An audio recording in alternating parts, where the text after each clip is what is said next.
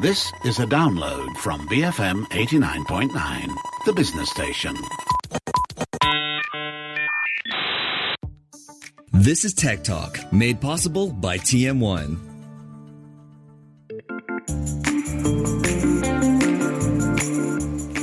It's Fun Friday. My name is Jeff Sandhu. We've been dancing on the light side of MSP for the last couple of weeks. It couldn't last. The pull of dark is simply too strong for Matt Armitage to bear. So today we take a look at some breakthroughs in technology and ask, was that a good idea? So Matt, are you in the driving seat today? Hey, Jeff. Well, that's nicely lined up for me because the first thing I want to talk about is flying cars, which are once again in the news because one of Malaysia's ministers has been talking about the country becoming an early adopter of airborne car traffic after talking about a local company with a flying vehicle prototype, which is actually under development in Japan. Except it's not really a car, is it? Well, no. I mean, there's not really a lot of details about it, but from what I understand, it's based on drone technology. So I imagine, it's remote controlled or autonomous, whether or not it carries passengers. But that's why I wanted to talk about some of the terrible ideas that we have that simply refuse to go away. Because flying cars have been a sci-fi dream for at least 50 years. In fact, the first flying car prototype was done by Henry Ford in 1926. Yeah. So flying cars have been around for nearly 100 years. And, we're sending probes to Mars, but by and large, cars are still limited to staying on the ground. And we've had plenty of flying cars over the years. I mean, I'm not even going to list them. Wikipedia is a great source of knowledge about the common sense breakdown that is flying cars. It's full of the, the good, the bad, and the ugly, just without the good. We've actually been making commercial flying cars since the 1960s. Roger Moore flew a car-cum plane in the Bond movie The Man with the Golden Gun back in 1974. And that was built by AMC, not some, small startup, but AMC, which was one of the US's main automakers in the 70s. Didn't the Bond series have a submarine car too? Yeah, it was a Lotus Turbo Esprit, which was actually brought to my town or village fete when I was a kid. Oh. So we all got to take drives in the Lotus Turbo Esprit. Nice. And it really could dive underwater. But there are plenty of car boat things as well. Cars that can float, boats that can drive on land. And TV motoring shows love to do those stunts where the team has to develop some kind of hybrid. You're talking about Top Gear here. But yeah, the ideas, though, they never really take off. No, but even if the actual cars can, we have the technology to build flying cars. We're not being cheated out of a world of Star Wars-style speeders because we're waiting for technology to catch up. The technology is there. The problem is actually the idea itself. It isn't good. It's like setting your feet on fire. You can do it, but you are much better off not doing it. So what's holding us back? I don't know, common sense, mortality. Most of us are really bad at driving. And can you imagine what we'd be like flying? Pilots don't learn by driving a plane around some cones, doing some parallel parking and saying, hey, you're qualified. In aviation terms, a near miss is anything less than 150 meters. When was the last time you were 150 meters from the car in front of you or 150 meters across from the traffic coming towards you?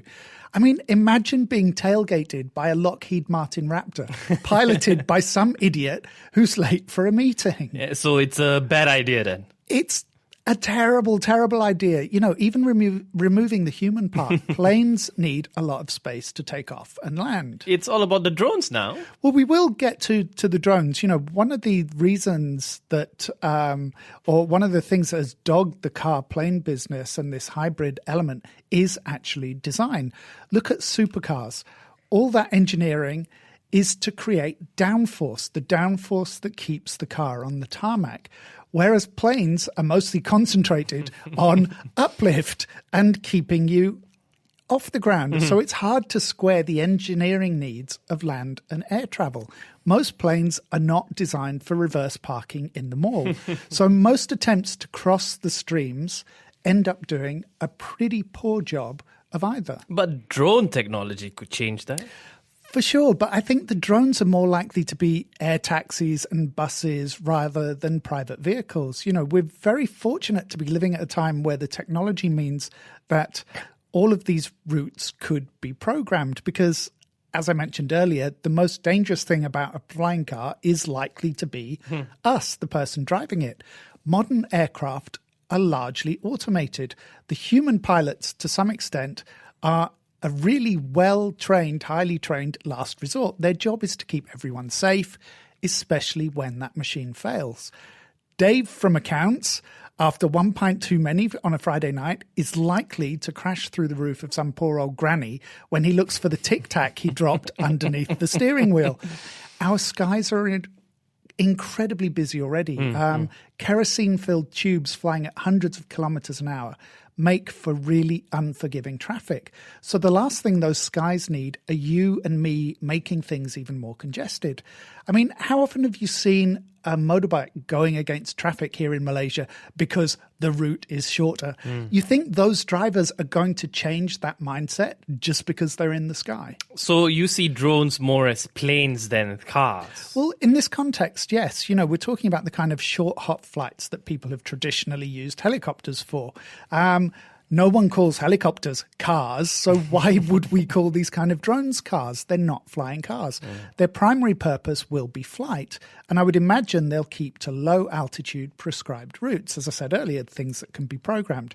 Even then, I imagine their spread will have to be tightly controlled. Cities around the globe have already had to rein in the use of helicopters, and those are hardly affordable mass transit. Do you think people will be happy to sit in a pilotless plane and just let it fly? Well, there's that quote from someone at Uber: the most expensive thing in the car is the driver. The most expensive thing about your journey.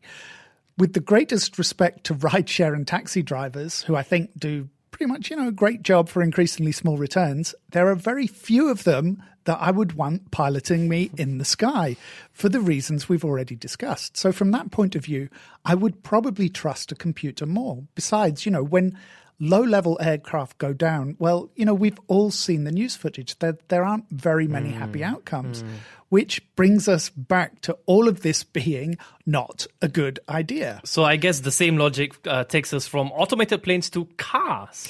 Well, yeah, sure. I mean, we may see these Airbuses if we can balance the electric power, the cost, all of the blah, blah, blah, which I'm sure we will. But here's the irony. The skies and the seas may be a safer place for machines to operate than on land. It goes back to that idea of the near miss. 150 meters gives an autopilot system time to adjust and to maneuver, and both planes only need to adjust by a few meters to avoid a collision. But does that same machine have enough time to react and course correct on land, on a crowded street or road, which is what we typically do with cars? You're asking me? Well, no. I mean, it would probably be unfair to put the responsibility on you. Get hit by a self-driving car and sue Jeff because he said you should be okay. That might not go down so well. All right, are we making too much of this human versus machine angle? The current cutting-edge generation of fighter aircraft essentially anticipate what the pilot's going to do and arrange all the systems in split seconds in way advance. Well, we've all seen the alien invasion movies where the underdog humans win because they turn off their wargaming and AI systems and fly by the seat of their pants. But in reality, the machines are there to stop it spinning into the nearest object at bazillion kilometers an hour. We also know that self-driving systems at this point struggle to match our own proprioception. A cardboard standee of a kid on a bike may look very much like a real kid on a bike to a machine which can only view the world through a camera. And a tall person looks very much like a tree. Unfortunately, it's a tree with a high probability of stepping into the road in front of you. So still not a good idea. Well, it's not so much it's not a good idea. It's just, why are we rushing? Is it because venture capitalists have sunk billions into something and they need to see a quick return? On last week's show, we talked about Bluetooth taking over a decade before the public at large recognized that it was of value to them. And I think it's the same thing when we talk about drone planes, flying cars, and automated cars. We have working prototypes. Now we have to look at actually improving them. And at the same time, we need to look at the legislative framework because we need systems that are going to protect people. And that will regulate the land and airspace? Well, even in our best case scenario, airplanes do get involved in tragedies. They suffer mechanical malfunctions, there are glitches, maintenance lapses, there are design flaws. Of course, there's also operator and user error. And when that happens, people die. Given the number of cars on the road, even those small odds will translate into an awful lot of casualties. We took 10 years to accept Bluetooth. Well, exactly. So we haven't got to the point where we've accepted this technology. It took a long time for people to decide that it was fit for purpose. For the same reasons, I don't think we should be pushed into accepting self-driving vehicles as an everyday presence until we're sure that we want them to be there. Saying you're having second thoughts with an 18-wheeler parked on your head is perhaps too little, too late. All right, not very good ideas and missteps on MSP today. When we come back and attempt to redefine the concept of time. Stay tuned, BFM 89.9. You're listening to Tech Talk, made possible by TM1. Benchmark for managers. BFM 89.9. You're listening to Tech Talk, made possible by TM1. And we're back. It is Fun Friday. My name is Jeff Sandu together with Matt Armitage. So, Matt, we're talking about missteps and not very good ideas. Are you still upset that Matt thinks the world of flying cars will never come to pass? Well, at least time is on your side. Yes, time. It's all a question of time. Well, we all know that if we do get those hover scooters, Ewoks are going to knock us off with tree branches and then eat us. But yeah, it takes a lot of chutzpah to decide that you're going to reorder time. But isn't time a bit old-fashioned? I guess it is. There's a great book about time called Timekeepers, if anyone is interested in the history of our obsession with punctuality. But does anyone remember that moment in 1998 when the Swiss watchmaker Swatch tried to actually reinvent time? Swatch internet time? Yeah, we've heard calls for global time standards now that we live in a digital age. And once we all have avatars and our meat puppets live in lockers, the concept of local day and night may be irrelevant. But if everyone decides that we need a global standard internet time, I'm fine with that because that's all time is really. It's a decision by all of us to observe the same convention. But isn't there some physics in there too? Well, I'm not talking about mathematical time so much, not in terms of the passing of time or units of speed and mass, more the collective decision that now is 11:15 a.m. and not midnight. Unfortunately, Swatch Internet Time was an idea ahead of its time, if you'll excuse the inadvertent pun. 1998 was the dial-up era. It was a time when we competed for internet access with our landlines. What's a landline? Yes, very funny. We both know you remember fax machines. But the idea of internet time and sharing a digital calendar was still as alien as switching off the guidance systems to fight aliens. But the notion had something going for it in the same way that, kilometers make a lot more sense than miles. So sorry to listeners in the US and the UK, but deep down, your system makes no sense. It's just much easier to divide everything by units of 100. And that's what the Swatch Internet Time did.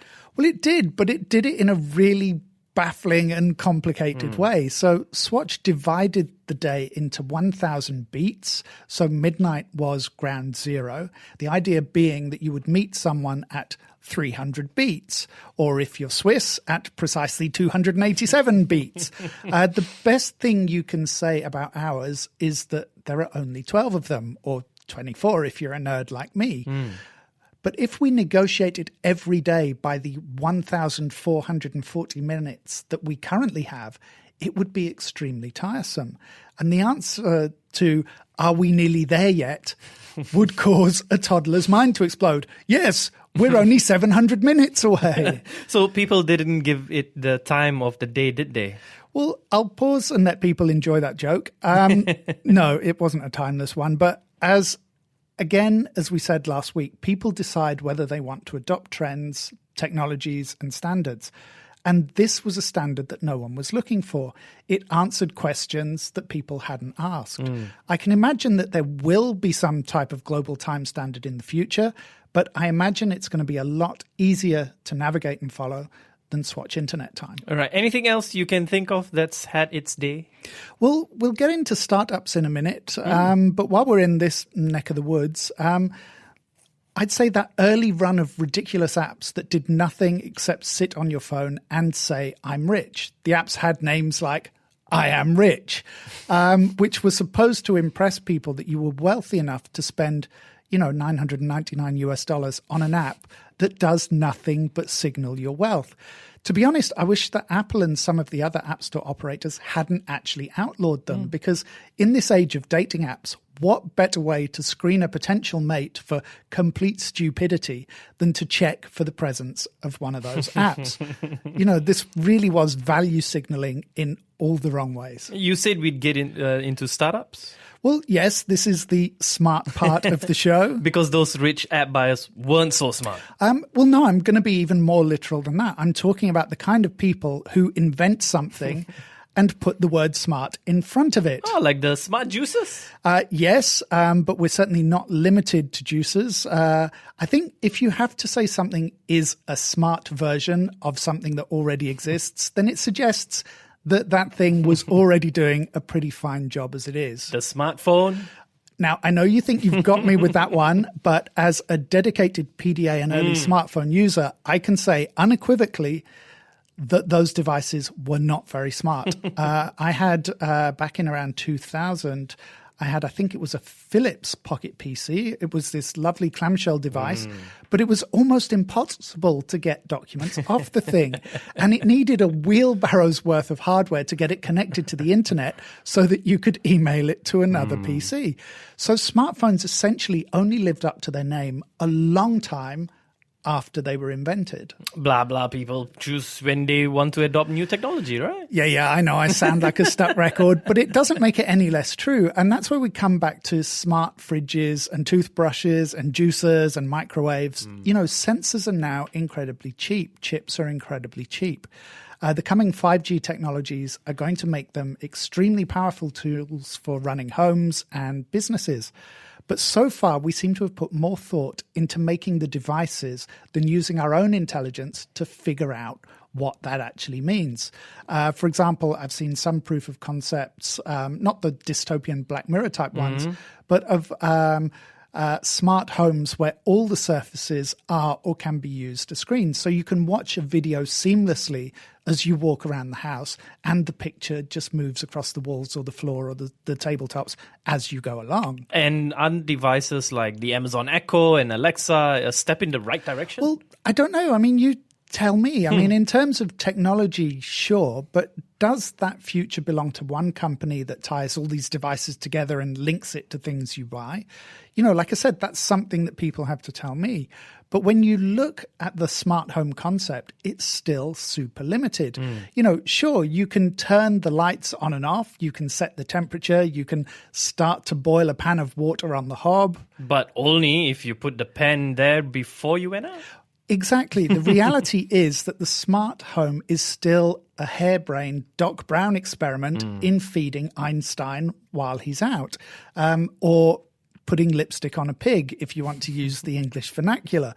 And that seems to sum up the usefulness of a lot of smart devices. And I know you want to add not paying for stuff with money. Yes. Now, I'm not going to dwell on this. So paying for services with data is easily one of the best not a good idea we've had in recent years, one that's threatening elections, causing us to discount experts and to embrace conspiracy theories. Isn't that a conspiracy theory too? And as I said, I'm not going to dwell on it. You can listen to almost any other episode of MSP and listen to me dwelling on it at enormous length. But on the subject of not dwelling, cryptocurrencies. Why are they not a good idea? Well, just because digital currencies and the blockchain have yet to live up to their potential. I think they will, but right now they don't look like a good idea. The currencies especially have proved to be very volatile, which is great if you want a high-risk investment vehicle, not so much if you want a stable medium of exchange, which is essentially what a currency should be. And if you're trumpeting the advantages of currencies that are beyond the remit or the control of central governments, then they have to be absolutely secure. You know, one of the advantages of those pesky governments is that they often insure holders of the currency against bank fraud, if not against, you know, the wholesale collapse of a currency. So where are we going to end up? Well, I have to give an honourable mention to a company called Ship Snow Yo, which has turned a terrible idea into a good business. This company does what it says in its name. It ships snow to you, at least in the continental US anywhere. It does appear to be a seasonal business, which makes sense because they specialize in Boston snow, so not a lot of that in the summer. They ship entire snowman making kits in a cooler by overnight carrier. And I haven't been able to confirm this, but the people behind it also seem to have branched out into sending people autumn leaves, which again makes sense if you have a business based in Boston. Is there anything you're sad turned out to be not a good idea? Yeah, Segway. Actually, yeah. You know, I honestly thought Segway chariots were going to be the future of urban transport. Instead, we got the horrible electric razor scooters that are littering up all our sidewalks. You know, I guess I got carried away with the kind of intuitiveness of it. It behaved a bit like people do. You know, we don't steer ourselves in a direction. We think ourselves in a direction. And I know Segways are just responding to the operator's body, but it was almost as though they go where you think them to go. You never know. We may decide to embrace them in the near future. Well, I kind of hope so. You know, would it be more sustainable than everyone having their own car in an urban setting? You know, sure, pedal bikes are much greener, but electric vehicles at least give you some grunt for carrying or towing stuff. Walking is obviously best, but, you know, I'd like to see Malaysia's roads choked with Segways and, you know, clones of Segways rather than cars and motorbikes. But no matter, if no one else is using them, keep an eye out for me. I'll be riding my Segway to work while I type on an Excel sheet on my Philips Pocket PC. Talking about not a very good idea. Good way to end the show. Matt Armitage there with episode 93 with That's a Good Idea. Stay tuned because Geek Squawks is up next, BFM 89.9. Tech Talk, made possible by TM1. To learn more, visit tm1.com.my. Thank you for listening to this podcast. To find more great interviews, go to bfm.my or find us on iTunes. BFM 89.9, the business station.